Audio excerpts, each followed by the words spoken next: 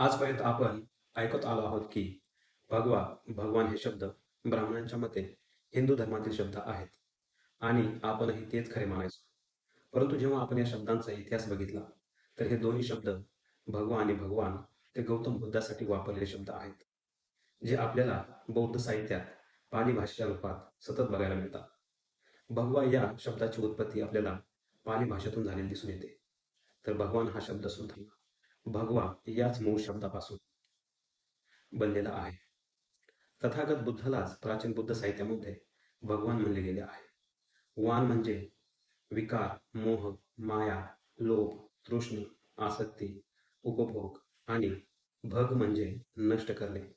ज्याने सर्व विकारांना आपल्या जीवनातून नष्ट केले, असा तो भगवान होय. मग यावर आपण विचार केला पाहिजे की असा कोण व्यक्ती आहे की ज्याने सर्व ऐहिक सुखाचा त्याग करून विश्वाला दुःखमुक्त करण्यासाठी आपले सर्व सुख त्यागून गृहत्याग केला आणि सर्व प्राणीमात्रांच्या सुखी जीवनासाठी संपूर्ण जीवनभर तपश्चर्या केली.